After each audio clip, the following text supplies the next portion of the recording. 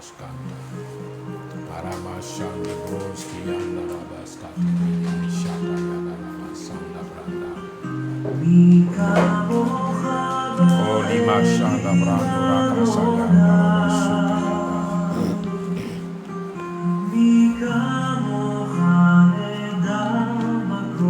Okolianda Brando Hansu Karada Shando Rubi Yao Santa. Lota Bayanta, Lobe de Besinte Brakuta Yadaba Shamarados Yanda.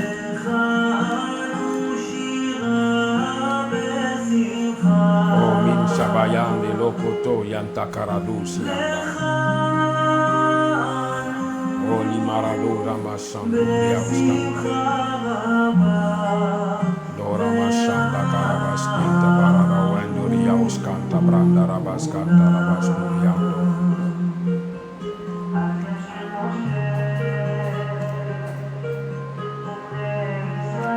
Oli Maradas Corianda Bascori in the Belecanta Basana. Kamohama Eli Adonai.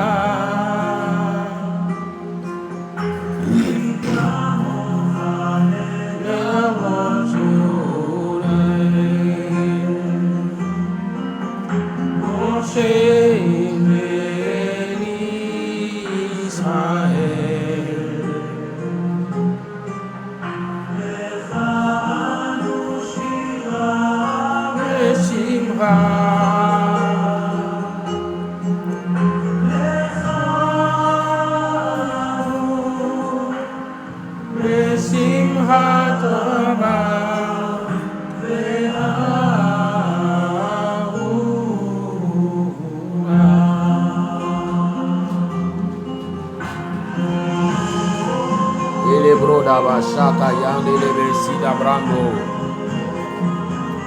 Elebro da Barara Shanda Rabu Sayandi Lebestirando Raba Ando Kara Emarada Basunke Yandi Raba Sonde Renge Lebeshayanda Kolumarade Sebrada Bashaka Yandi Lebeskindi Brunda Bayanda. Oh merci Seigneur. Merci pour ce Shabbat. Merci pour ta force, pour ta grâce que tu nous communiques en ce Shabbat. Nous venons bénir ton nom Adonai. Nous venons te dire merci à Kadosh Baruch. Que tout est bien fait pour ta bonté et ta grande fidélité.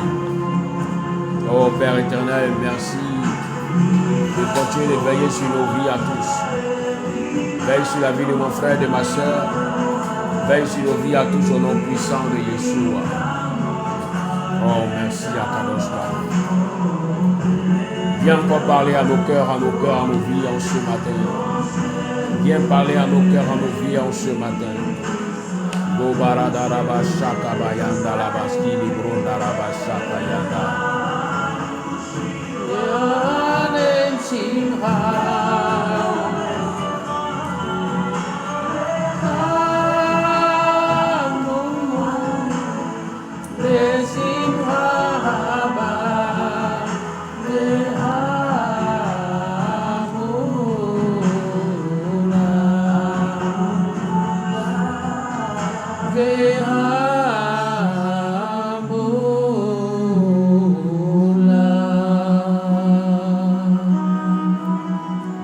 Adonai, Elohai, Elohenu, bénissons Akadosh Baruch en ces jours. Nous disons merci à Adonai pour ce Shabbat, pour cette grâce qu'il nous fait de pouvoir nous retrouver encore dans sa présence, à recevoir sa parole. Pour ces enseignements du Shabbat, nous disons merci à Akadosh Baruch, disons merci à Adonai. Nous sommes toujours dans le livre des Shemot. Nous sommes à la fin de ce livre et aujourd'hui nous allons ensemble avancer pour comprendre certaines choses, certains secrets, certains codes que le Seigneur veut nous révéler et nous allons méditer ensemble le chapitre 38 du livre de Shemot. On y va pour la lecture du chapitre 38. Amen. Je lis la parole du Seigneur, Exode chapitre 38. Il fit l'autel des holocaustes de bois d'acacia. Sa longueur était de 5 coudées et sa largeur de 5 coudées. Il était carré et sa hauteur était de 3 coudées. Il fit aux 4 coins des cornes qui sortaient de l'autel et il le couvrit d'airain. Il fit tous les ustensiles de l'autel, les cendriers, les pelles, les bassins, les fourchettes et les brasiers. Il fit d'airain tous ces ustensiles. Il fit pour l'autel une grille d'airain en forme de treillis qu'il plaça au-dessous du rebord de l'autel, à partir du bas, jusqu'à la moitié de la hauteur de l'autel. Il fondit 4 anneaux qu'il mit aux 4 coins de la grille d'airain pour recevoir les barres. Il fit les barres de bois d'acacia et les couvrit d'airain. Il passa dans les anneaux aux côtés de l'autel les barres qui servaient à le porter. Il le fit creux avec des planches. Il fit la cuve d'airain avec sa base d'airain en employant les miroirs des femmes qui s'assemblaient à l'entrée de la tente d'assignation. Il fit le parvis. Du côté du midi, il y avait, pour former le parvis, des toiles de fin lin retors sur une longueur de 100 coudées, avec 20 colonnes posant sur 20 bases d'airain. Les crochets des colonnes et leurs tringles étaient d'argent. Du côté du nord, il y avait 100 coudées de toile avec 20 colonnes et leurs 20 bases d'airain. Les crochets des colonnes et leurs tringles étaient d'argent. Du côté de l'Occident, il y avait 50 coudées de toile avec 10 colonnes et leurs 10 bases. Les crochets des colonnes et leurs tringles étaient d'argent. Du côté de l'Orient, sur les 50 coudées de largeur, il y avait pour une aile 15 coudées de toile avec 3 colonnes et leurs 3 bases. Et pour la seconde aile qui lui correspondait de l'autre côté de la porte du parvis, 15 coudées de toile avec 3 colonnes et leurs 3 bases. Toutes les toiles formant l'enceinte du parvis étaient de fin lin retors. Les bases pour les colonnes étaient d'airain, les crochets des colonnes et leurs tringles étaient d'argent, et leurs chapiteaux étaient couverts d'argent. Toutes les colonnes du parvis étaient jointes par des tringles d'argent. Le rideau de la porte du parvis était un ouvrage de broderie en fil bleu, pourpre et croix moisie, et en fin lin retors. Il y avait une longueur de 20 coudées, et sa hauteur était de 5 coudées, comme la largeur des toiles du parvis.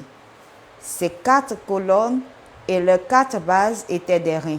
Les crochets et leurs tringles étaient d'argent, et leurs chapiteaux étaient couverts d'argent.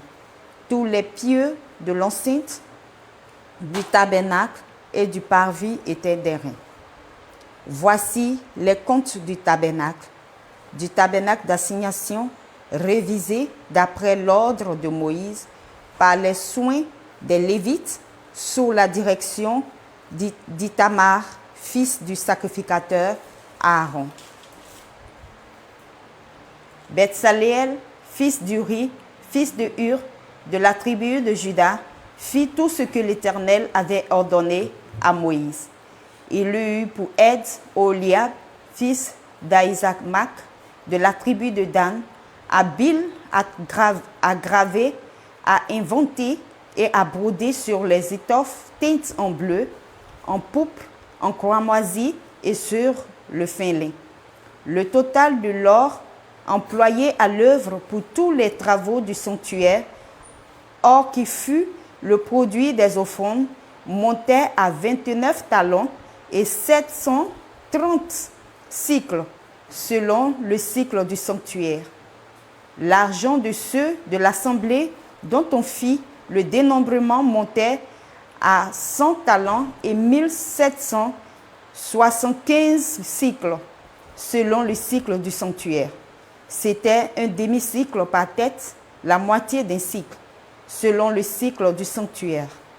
Pour chaque homme compris dans le dénombrement, depuis l'âge de 20 ans et au-dessus, soit pour 603 550 hommes.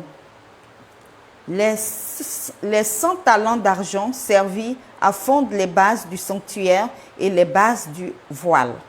100 bases pour les 100 talents, un talent par base. Et avec les 1775 cycles, on fit les crochets et les tringles pour les colonnes, et on couvrit les chapiteaux. Les reins des offrandes montaient à 70 talents et 2400 cycles. On en fit les bases de l'entrée de la tente d'assignation, l'autel des reins avec sa grille et tous les ustensiles de l'autel, les bases du parvis tout autour et les bases de la porte du parvis et tous les pieux de l'enceinte du tabernacle et du parvis. Amen. Amen. Nous bénissons encore le nom d'Adonai en ce Shabbat.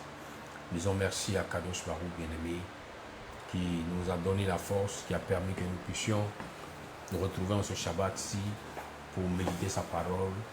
Et nous croyons qu'en ce jour, à Ruach Kodesh, l'esprit de sainteté viendra encore nous éclairer, viendra encore nous donner de comprendre cet enseignement, nous révéler la profondeur de toutes ces choses cachées pour que nous puissions véritablement être des témoins de la grâce et de la faveur d'Adonai.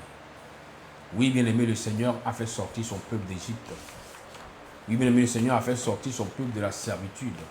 Il a délivré tous ceux-là, toutes celles-là qui avaient longtemps crié à lui, et il les a menés dans un endroit où lui, Dieu, a décidé de pouvoir leur permettre de valoriser son nom.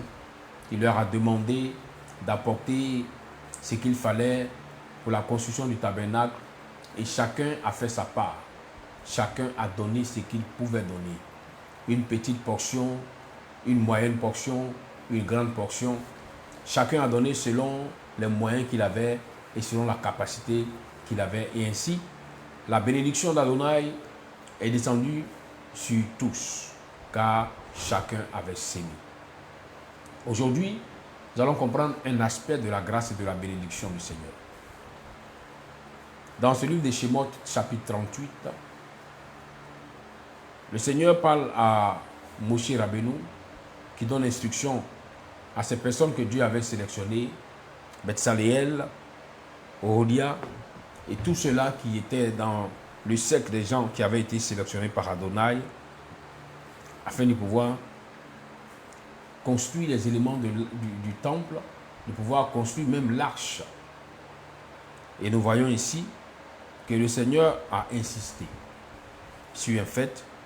Il a donné des directives, il a donné des symboles, il a donné des signes, il a même décrit des éléments. Et toutes ces personnes qui devaient bâtir l'arche du Seigneur, qui devaient construire le temple de Dieu, ont fait que respecter ces éléments, et cela a plu au Seigneur. Aujourd'hui, le constat dans l'Église est que les hommes veulent rechercher Adonai. Les hommes veulent rechercher Adonai sans se confier ou sans se référer à la parole d'Adonai. Bien-aimés, cette parole sacrée qui a été donnée au peuple de Dieu, qui depuis des siècles perdure, cette parole est la torche qui pourra t'éclairer dans ce monde si sombre. Ce monde dans lequel beaucoup de choses ténébreuses se manifestent pour empêcher chacun de nous de pouvoir vivre le bonheur et la grâce continuelle avec Adonai. Et aujourd'hui, Bezat Hashem, Ruach Kodesh va nous éclairer encore, que nous puissions comprendre le sens de certains éléments que le Seigneur a donnés pour la construction du temple, pour la construction du tabernacle, pour la construction de l'autel des holocaustes. Oui. Pour que le Seigneur vienne agréer ce qui sera déposé sur l'autel, il fallait remplir des conditions. Il fallait respecter des éléments. Et ce sont ces éléments-là qui allaient attirer la grâce et la faveur. À partir du verset 1 du livre des Shemot 38, il dit « Il fit aussi en bois d'acacia l'autel des holocaustes, et sa longueur était de 5 coudées, et sa largeur de 5 coudées. Il était carré, et sa hauteur était de 3 coudées. » Bien-aimés, voyez-vous, quand il décrit l'autel, il nous montre d'abord une image carrée. Car les 5 coudées de longueur, 5 coudées de largeur, cela nous donne, c'est comme nous a appris à l'école, un carré. Mais dans ce carré-là, qu'est-ce qui constitue le carré? Il dit que c'est du bois d'acacia. Nous posons la question, mais parmi tous les arbres que le Seigneur a créés, pourquoi est-ce qu'il focalise son désir sur le bois d'acacia? Souvent, nous devons comprendre les petites choses pour mieux cerner les grandes choses. Il dit l'autel sur lequel on devra venir offrir des holocaustes pour que Adonai puisse agréer, cet autel-là doit être bâti en bois d'acacia. Il faut retenir une chose, c'est que le bois d'acacia est le bois qui physiquement peut tenir même quand l'eau se fait rare. Voilà pourquoi dans le désert, le bois d'acacia est toujours en vie. Il se maintient en vie, malgré la chaleur, malgré la terre qui n'est pas aussi fertile. Mais le bois d'acacia se maintient en vie. C'est un arbre qui a une force pour traverser les épreuves de grande chaleur, une force pour traverser les épreuves de grande fraîcheur. Car dans le désert, ce sont les deux extrêmes qui sont manifestés, et la haute chaleur et la grande fraîcheur. La journée, il fait très chaud, les températures montent, souvent jusqu'à 60-70 degrés, et à l'ombre, souvent c'est à 50 degrés, et nous voyons que le soir, il fait très froid dans le désert. Mais seul ce arbre-là a la force de pouvoir tenir dans les deux conditions les plus pénibles et difficiles. Seul cet arbre-là, sur le plan spirituel, l'acacia est un symbole d'une prospérité qui ne finit pas. Pour dire que quelles que soient les saisons, la personne restera toujours droite, élevée, stable. C'est un symbole de stabilité. Et quand le Seigneur demande à ce qu'on prenne le bois d'acacia pour bâtir l'autel, c'est pour dire que si l'autel est symbolisé par une stabilité, quelles que soient les époques, quelles que soient les saisons, alors l'offrande qu'on apportera pourra monter facilement devant le trône du Seigneur. Oui, bien-aimé. Ainsi, le bois d'acacia ne sert pas seulement qu'à être un symbole de prospérité sur le plan spirituel, mais même aussi sur le plan physique. Le bois d'acacia est un symbole médical, car c'est un arbre qui a plusieurs vertus médicinales. C'est un arbre qu'on utilise pour soigner plusieurs cas de maladie. Vous voyez, l'acacia n'est pas n'importe quel arbre. C'est un arbre qu'on peut appeler un arbre complet. Ainsi, lorsque nous nous référons à la parole de l'apôtre Paul, disant en 3 Jean 2, « Je prie que tu prospères à tous égards et sois en bonne santé, comme prospère l'état de son âme. » Cela nous rappelle l'arbre d'acacia dont le Seigneur a parlé et a demandé qu'on prenne pour bâtir l'autel.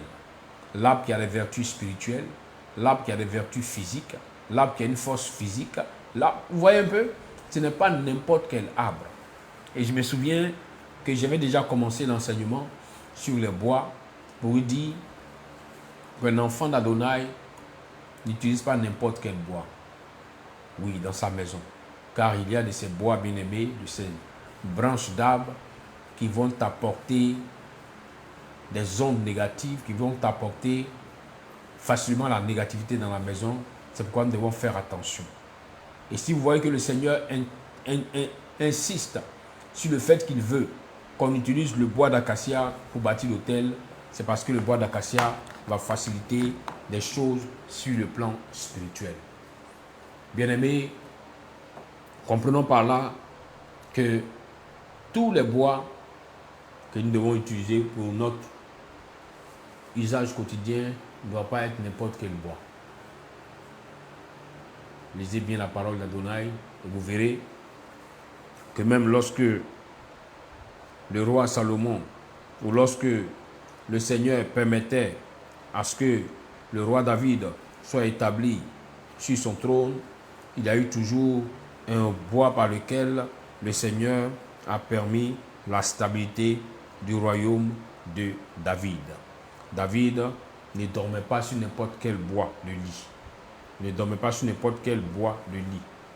En d'autres termes, j'ouvre une parenthèse pour dire aux frères et aux sœurs qui dorment sur des lits de faire attention.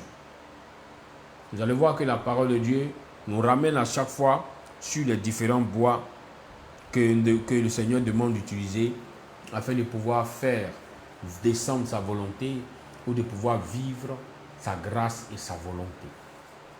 J'ouvre une parenthèse pour dire aux frères et aux sœurs de faire attention souvent sur les lits qui ont été conçus avec du métal.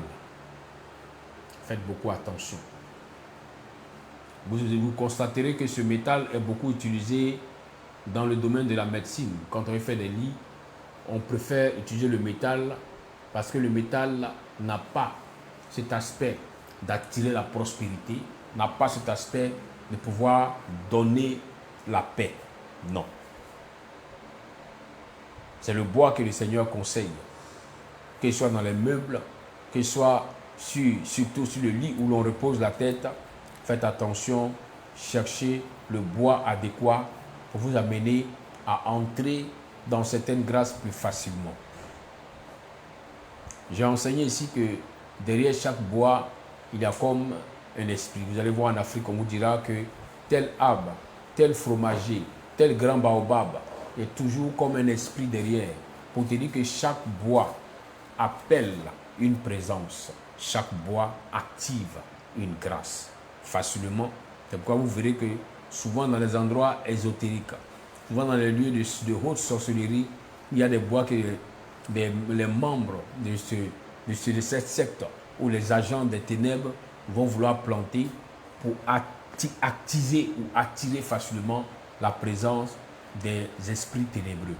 Ainsi, s'il y a des bois qui peuvent attirer la présence des esprits ténébreux, il y a aussi des bois qui pourront amener facilement la lumière dans la maison d'un enfant de Dieu. C'est pourquoi nous devons faire attention. Aujourd'hui, nous avons reçu le secret du bois d'acacia, qui est un bois médicinal, qui est un bois de stabilité, qui est un bois de prospérité.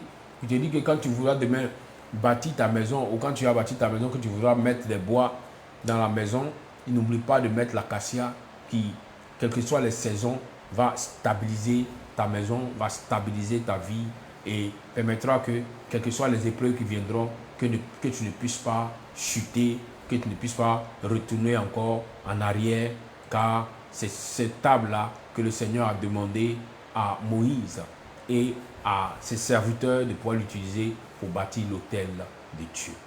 Oui, il est important, il est très important de faire attention à toutes ces choses afin de pouvoir avancer dans la grâce, dans la paix et dans la faveur d'Adonai.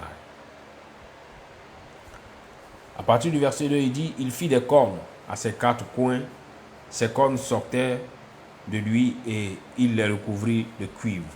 Vous voyez, quand le Seigneur donne les éléments, il parle du bois, il parle de l'or, il parle de l'argent, mais il parle aussi du cuivre. Voici des éléments qui ont, on peut dire sur le plan spirituel, une force, qui vont amener certaines choses à se manifester facilement. Le cuivre est important.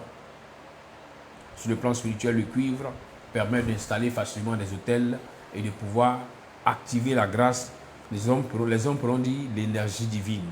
Oui. On dit il fit aussi tous les ustensiles, le chaudron, les pelles, les cuvettes, les fourchettes et les encensoirs. Il les fit tous ces ustensiles en cuivre. Vous voyez? Il fit tous ces ustensiles en cuivre. Ce n'est pas un hasard que le Seigneur parle du cuivre. Parce que le cuivre va attirer des choses dans le lieu où il est. C'est pourquoi tout à l'heure je vous ai dit que le fer n'est pas bienséant pour être dans une maison, pour être fabriqué comme un lit sur lequel on doit dormir. Ce n'est pas bienséant. Ça n'active pas beaucoup de choses. Ça n'amène pas beaucoup de choses. Si même pour les cuvettes, pour les fourchettes, pour les encensoirs, pour les pelles, pour le chaudron, si le Seigneur a demandé qu'on puisse utiliser le cuivre, il sait que cet élément-là apportera plus de force dans l'invocation divine. Il dit, il fit pour l'autel une grille de cuivre en forme de treillis au-dessous de l'enceinte de l'autel, depuis le bas jusqu'au milieu. Il fondit 4 anneaux aux 4 coins de la grille de cuivre pour mettre les barres. Il fit les barres en bois d'acacia et les recouvrit de cuivre. Il fit passer les barres dans les anneaux aux côtés de l'autel et pour le porter avec elle, il le fit creux avec des planches. Il fit aussi la cuve en cuivre et sa base en cuivre, avec les miroirs des femmes qui se rassemblaient à l'entrée de la tente de réunion. Il fit aussi le parvis.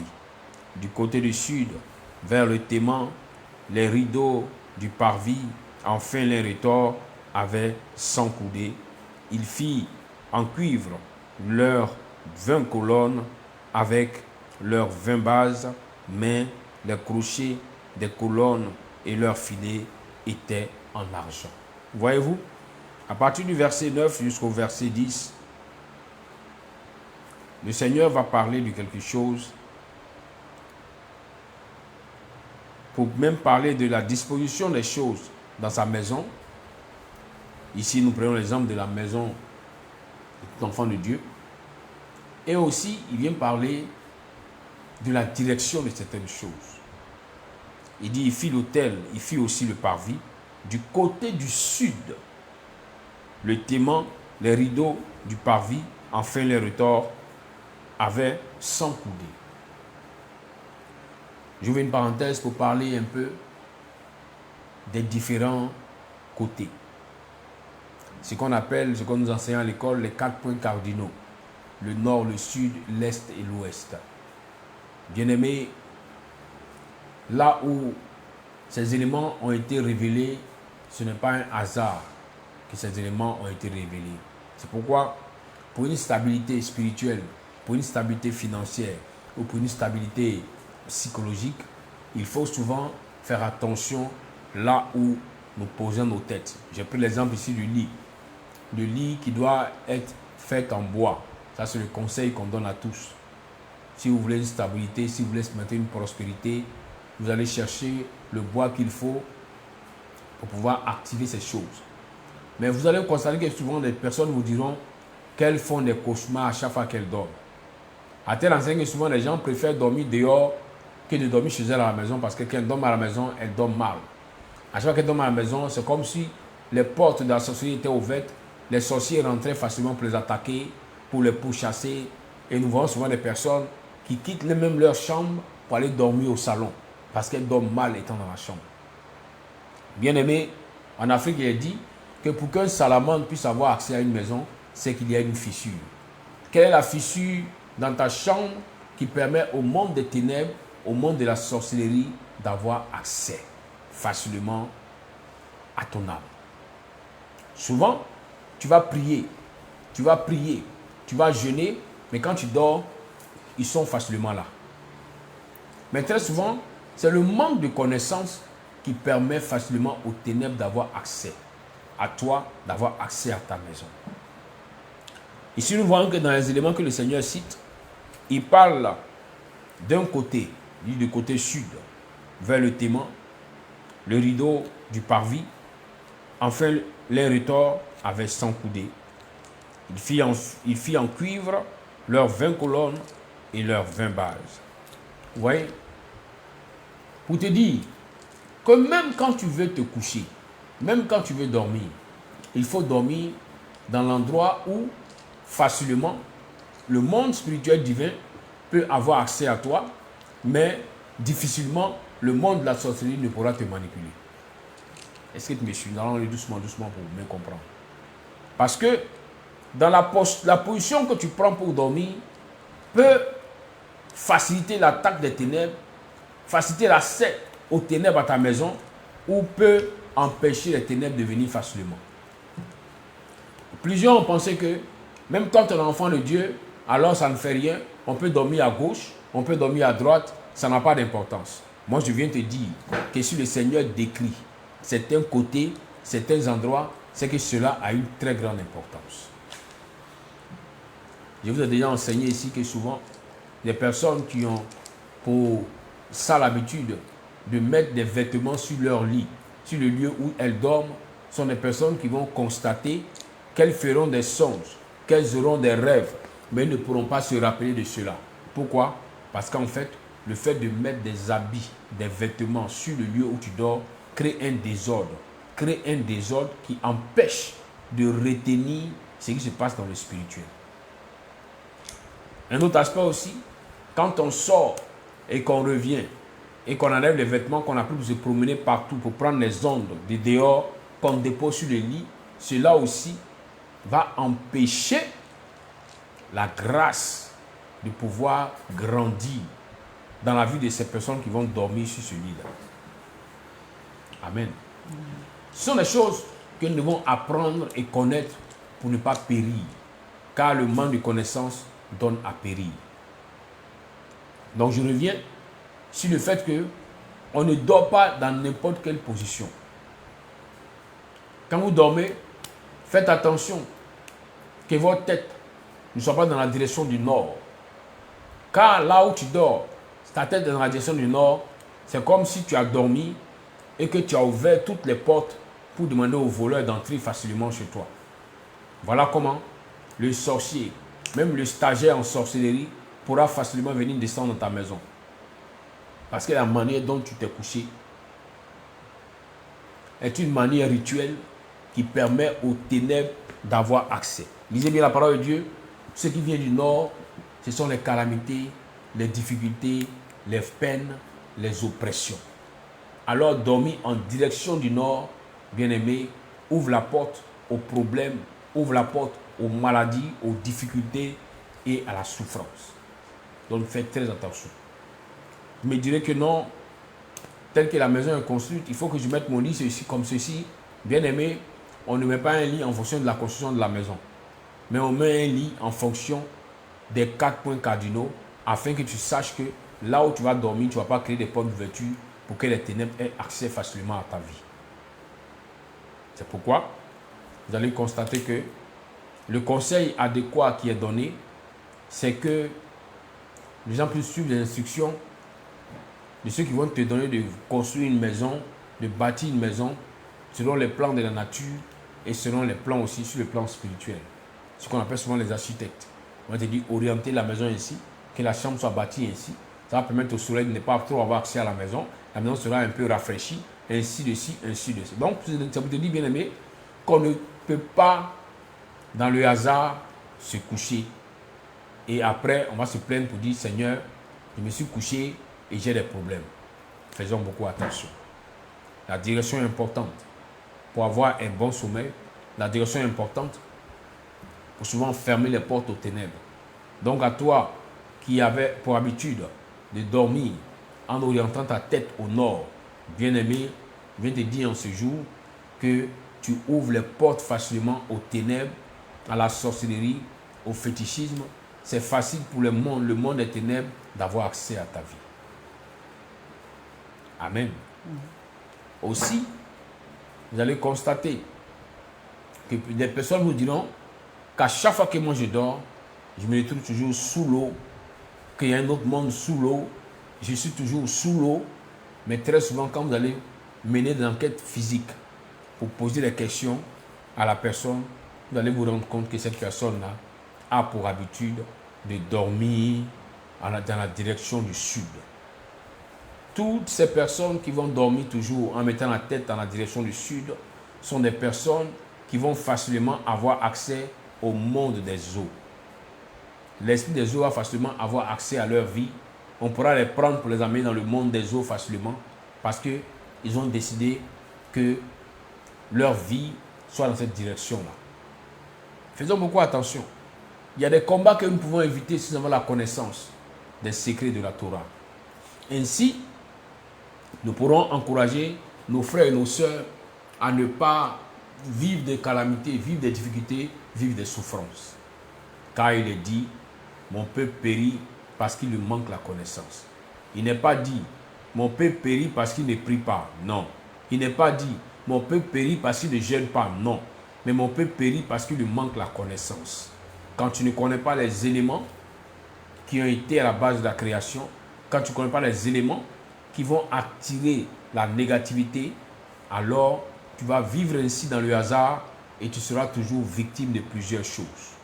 Et comme je l'ai dit, si le Seigneur donne l'orientation d'un lieu, c'est que de par ce lieu-là, il y a des choses qui peuvent se manifester.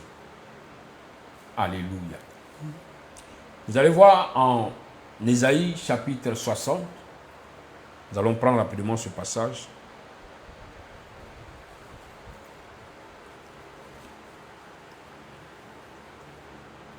Et lui, Ésaïe, le chapitre 60.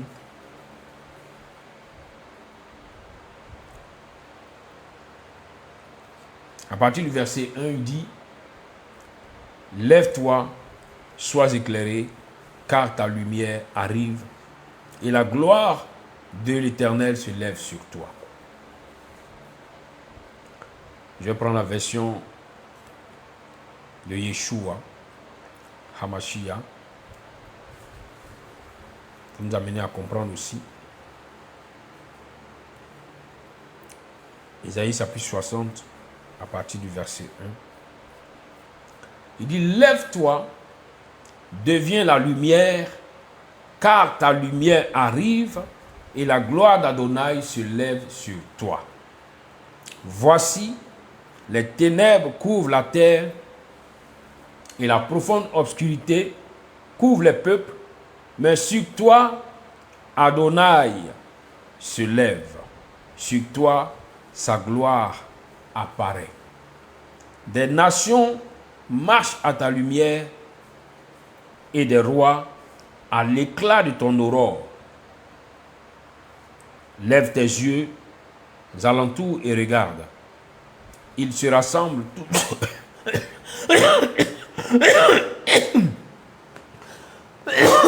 Excusez-moi.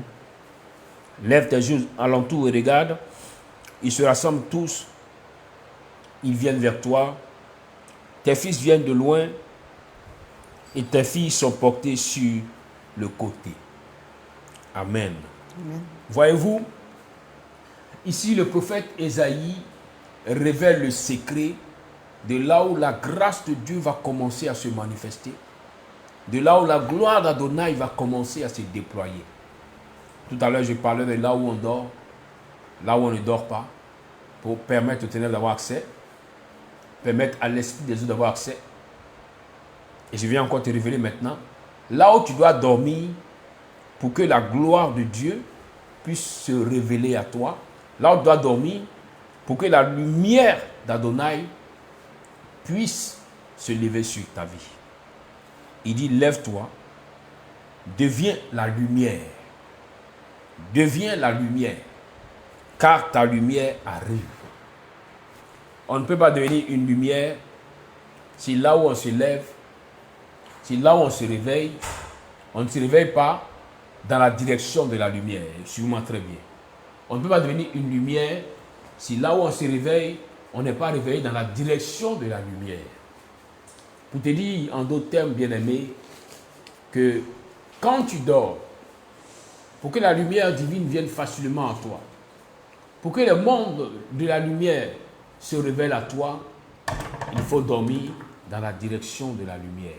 En d'autres termes, il faut dormir dans la direction où le soleil va se lever. Est-ce que tu me comprends? On nous a appris à l'école que le soleil se lève à l'est et se couche à l'ouest. Dors dans la direction où le soleil se lève, afin que pendant que le soleil est en train de se lever, que ton âme puisse se lever, que la grâce divine sur ta vie puisse se lever et que facilement tu aies accès à la gloire et à la bénédiction divine. Amen. Bien-aimé, c'est ainsi que ceux qui ont compris ces choses vont toujours orienter leur lit dans la direction de l'Est pour profiter de la grâce qui est manifestée lorsque le soleil se lève.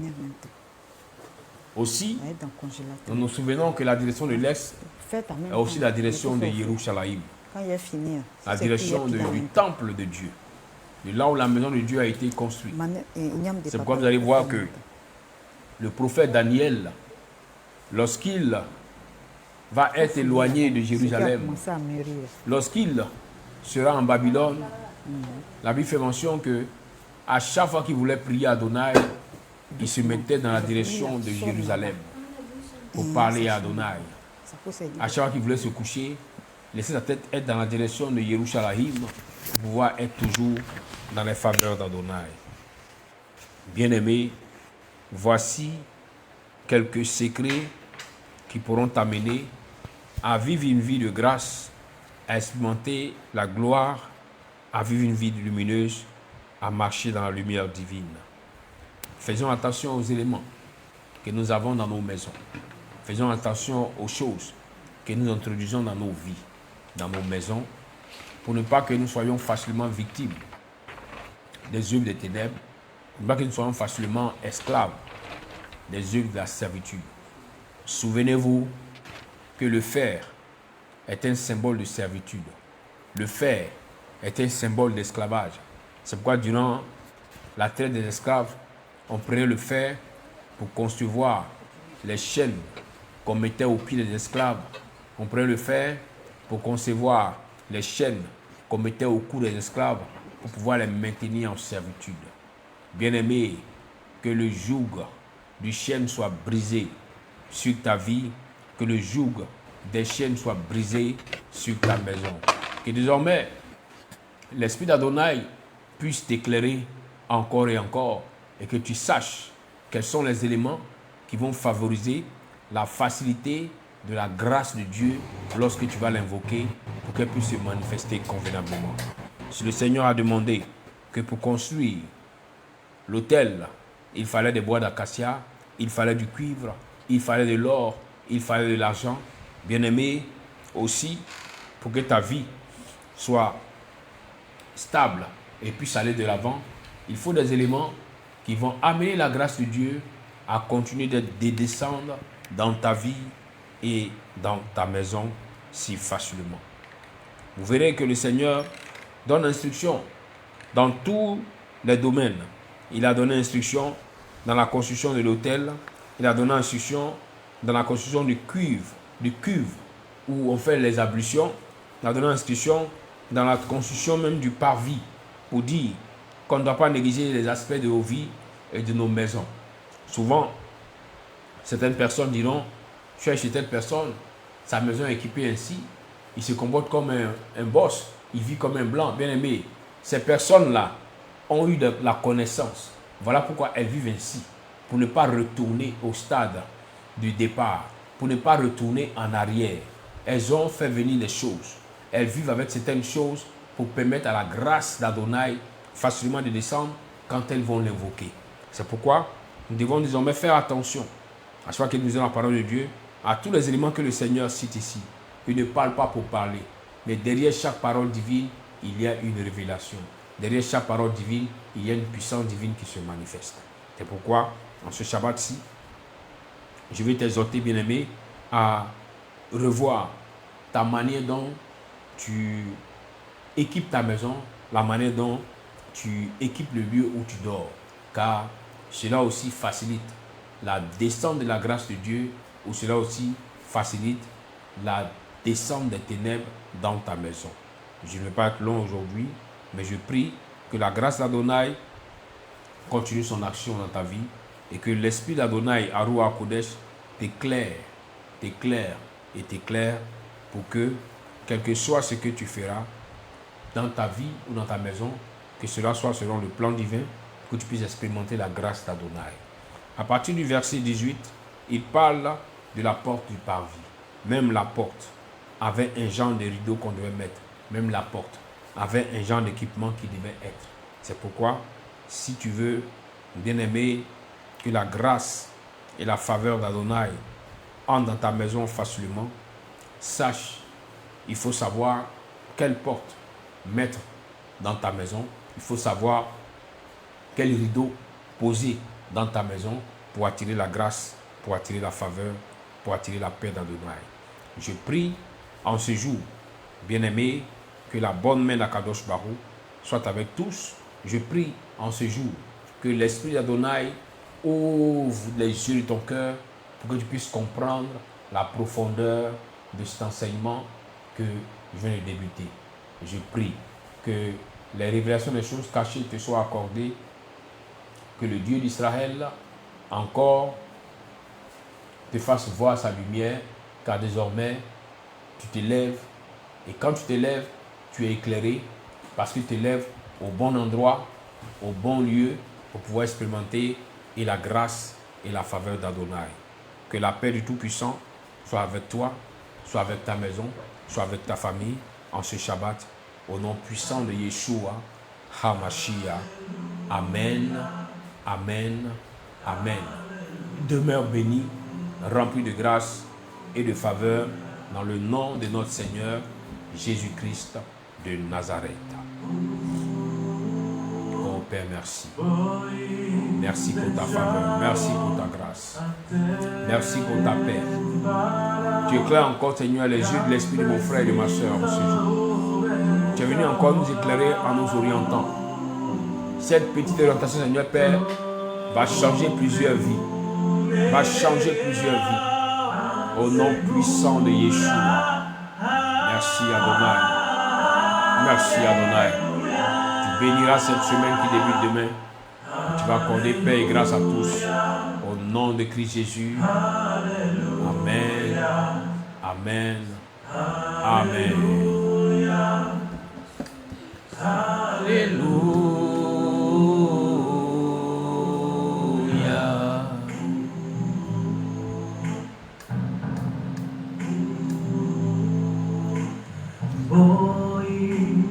Shalom.